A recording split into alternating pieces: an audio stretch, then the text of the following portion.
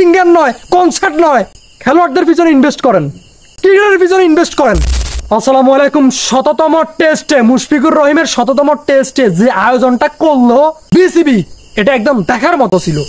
এই ধরনের আয়োজন সব সময় সব প্লেয়ারদের জন্য করা উচিত। যখন একটা প্লেয়ার বড় একটা অ্যাচিভমেন্ট করেছে বা করতে যাচ্ছে, এবং আয়োজন করা এইভাবে সম্মান দেওয়া উচিত। তাহলে হবে কি জানেন, যারা প্লেয়াররা রয়েছে, অন্য প্লেয়াররা রয়েছে, তারা অনেক বেশি ইন্সপায়ার হবে। স্পেশালি যদি আমার কথা বলি, আমিও ক্রিকেট খেলি।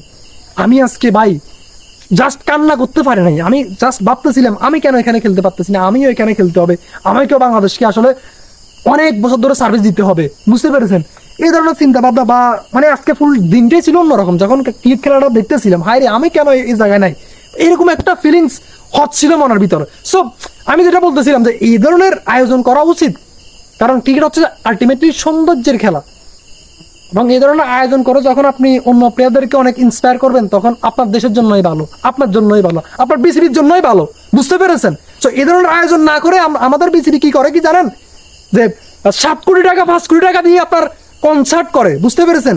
বিভিন্ন দেশ থেকে কি করে, এই যে সিঙ্গার আনে, এগুলা না করে আপনি প্লেয়ারদের জন্য করেন, আপনি স্টেডিয়াম তৈরি করেন, আপনি ভালো কোচ আনেন, আপনি যারা ট্যালেন্টফুল ক্রিকেটার রয়েছে তাদেরকে সুযোগ করে দেন, ফ্রি সার্ভিস দেন। তখন একটা দেশ অনেক উন্নত হবে, একটা দেশের ক্রিকেটাররা অনেক ভালো ক্রিকেট খেলবে, একটা দেশের একটা ক্রিকেট স্ট্যান্ডার্ড অনেক হাই লেভেলে চলে যাবে। বুঝতে পেরেছেন? আমি কথাগুলো অনেক মনের ক্ষোভ থেকে বলতেছি।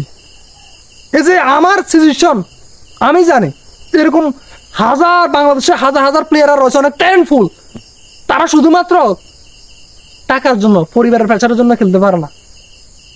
আপনি তাদেরকে বাছাই করে আনে, আমার কথা হচ্ছে যাই সুযোগ করে দেন, ফ্রি সার্ভিস দেন, মেয়েদের পিছনে ইনভেস্ট করেন, সিঙ্গার নয়, কনসার্ট নয়, খেলোয়াড়দের পিছনে ইনভেস্ট করেন, ক্রিকেটের পিছনে ইনভেস্ট করেন।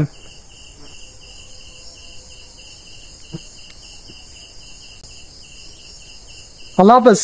আমার ভুল ত্রুটি হলে আপনারা ক্ষমা করবেন, বাট আজকের এই জিনিসটা দেখে আমার খুব ভালো লেগেছে।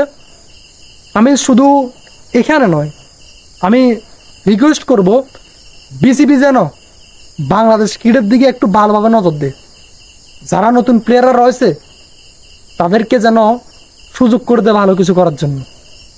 তাহলে ইন ফিউচার বাংলাদেশ ভালো কিছু করবে, না হলে বাংলাদেশ ক্রিকেটের ভবিষ্যৎ খুবই খুবই ভাই হতাশাজনক হতে যাচ্ছে। আল্লাহ হাফেজ। আমার ভুল ত্রুটি হলো ক্ষমা করবেন, আমি অনেক ছোট মানুষ, এবং আমার চ্যানেলটা সাবস্ক্রাইব করে পাশে থাকতে পারেন। ইনশাল্লাহ আপনাদের সাথে দেখা হবে সবসময়। আসসালামু আলাইকুম, আল্লাহ হাফিজ।